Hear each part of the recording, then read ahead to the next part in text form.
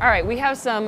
This is when you work at the station. Some of the stuff that we get here. We'll David save can't one of see these what's brownies. going on right now. David, we just got a tray of brownies, so we're gonna pick one for you. Do you like caramel, vanilla, or chocolate?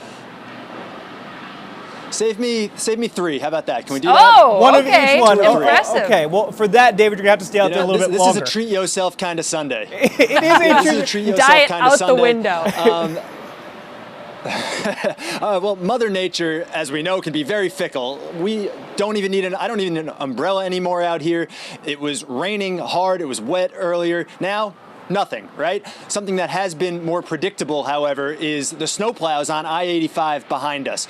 Just a minute ago, I saw 3 snowplows heading in the south direction, and that was after we saw 2 come about a half hour ago. So it does appear to be a regular thing, which is great news for the few drivers who are out here. I-85 behind me has been pretty slow. You can take a look, not much traffic at all. And what's been encouraging is that it almost looks like you're watching the highway in slow motion. People really are heeding those warnings. You're seeing a lot of blinkers on.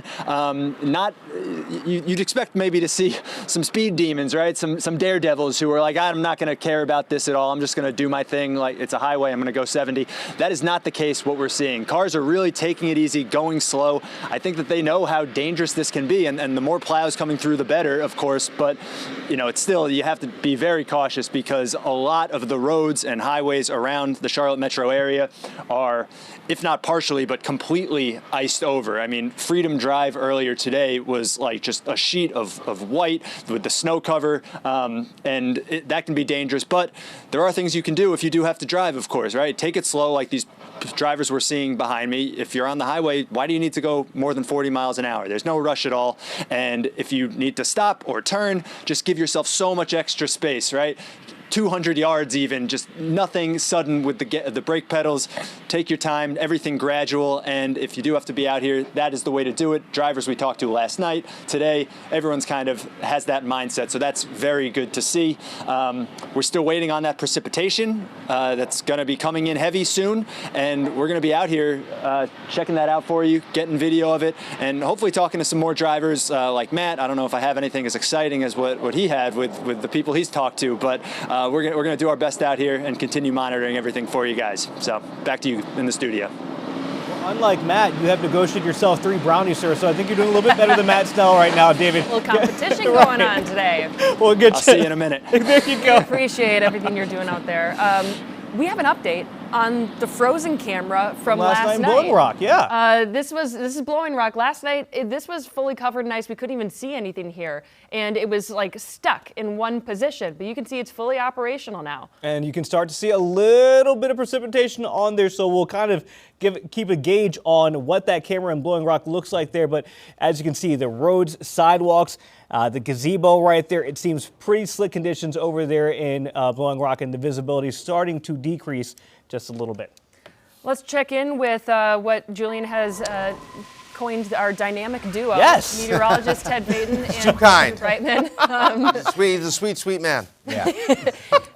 So guys, we've been talking about like this first round that we saw and then the second round coming. Is this the start of that second wave that we're expecting? Yes. Yeah. Okay. Yeah. It's really picking up here. It's on our doorstep out west. We're starting to get the hints of how this storm is going to bear down on the Queen City in terms of the ice accumulation that we're seeing, how fast and how rapidly that glaze of ice is starting to take hold for parts of Clemson, Asheville, even upstate South Carolina towards Greenville, South Carolina. Seeing this heading right on our doorstep, Andrew, we know we've been tracking it here the last hour or so. Yeah, and that's what I want to get into right now, some of the worst of the precipitation. The heaviest icing that we're going to see is starting to move in right now here across the Carolinas. Currently with radar, you can see there's some of the sleet and likely it's freezing rain here off to our west. And we've got some very impressive freezing rainfall rates off to our west here. We get towards Marion and Boone. Temperatures though up in Boone actually potentially above freezing. It would be just rain there. But once we get farther off to the west towards Rutherford County,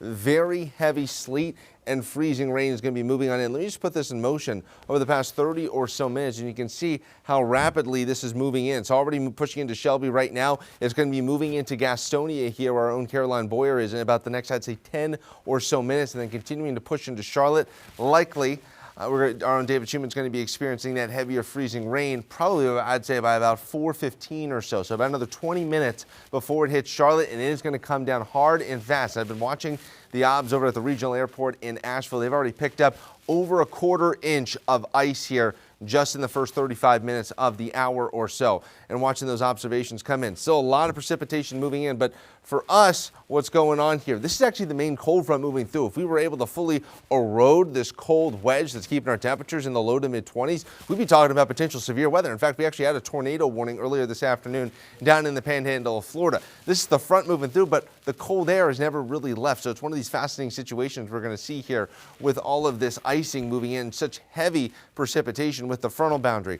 Watching the power outages, nothing really popping up dramatically. We did see in Henderson County some of the power outages pop up, but they've actually been doing a relatively decent job of then restoring power here. But something just to watch as we go through the next few hours. Those freezing rain chances going to be very, very high, Ted. We're going to be keeping you ahead of the storm. You're going to be showing the people at home what's going to be coming next over this next very crucial 4 hours here with this storm. Yeah, crucial is the correct word to use, Andrew, as we have the brunt of that front that you just showed us aim right towards the Queen City, and that's going to lead to the ice accumulation that comes from it even further. So let's jump into Futurecast, see how things are shaping up and looking here as we head into the rest of the evening. 5 o'clock is where I really think the brunt of that front will be pushing through, giving us the freezing rain, giving us more of the potential for what will be the glaze of ice on those elevated surfaces. We're talking tree limbs, we're talking power lines here, and also those bridges and overpasses as we head into the evening. So the deep pink shading on your map through that I-77 corridor shows the aggressive rainfall into the already frigid and cold temperatures, which gives us the potential for that ice to accumulate and accrete very quickly heading into your afternoon. Now, by this dinner time, we have a little bit of the rain trying to train in, but I don't really think we'll thaw out as those temperatures stay locked in the upper 20s to low 30s. And then into this evening, 10 o'clock, we'll slowly start to taper off and dry out while we stay frigid and below freezing into your Monday. So when we look ahead to what we will expect from here, your sleet that which you've already seen, anywhere from a trace to 2 inches. We get closer to that 2 to 4 inch range, and then even further, the ice potential here still could reach 1/4 to 1/2 an inch with how fast this freezing rain will be moving in and how aggressively it will be falling. This will likely lead to what could be scattered power outages. We've already seen a number of that further out west. And what we look at when we see the ice accumulation is less than 1/4 of an inch. Slick roadways, untreatable roads are not going to be best to be on. And again, the isolated power outages. Once you get to 1/4 of an inch to 1/2 an inch, that's where you have the hanging tree limbs, the sagging utility lines, the dangerous roadways, and the scattered outages. And anything above 1/2 an inch really starts to cascade into multiple problems around the Carolinas. We have what's called power line galloping.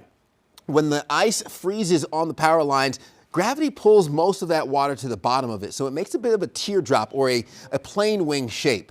When winds start to gust, which we will see this afternoon, upwards of 25 to 30 miles per hour, that causes lift, Andrew, and that's what's going to give us the wobble or the bounce from the top to the bottom or the galloping, and that aggressive shake is what ends up snapping some of those utility poles, which could also stress the infrastructure that we're seeing here around the Queen City. Yeah, that's going to be one of the more fascinating things that we could see if we see the winds pick up along with this very heavy freezing rain. Again, the conditions are prime right now.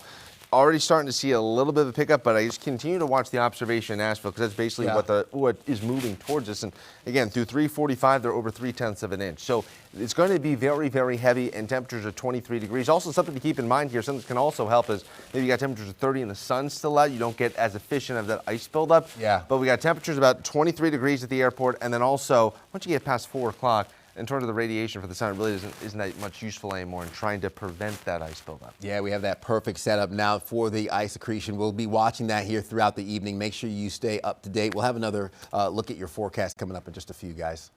Queen City News Plus. Just search Queen City News on your smart TV's app store.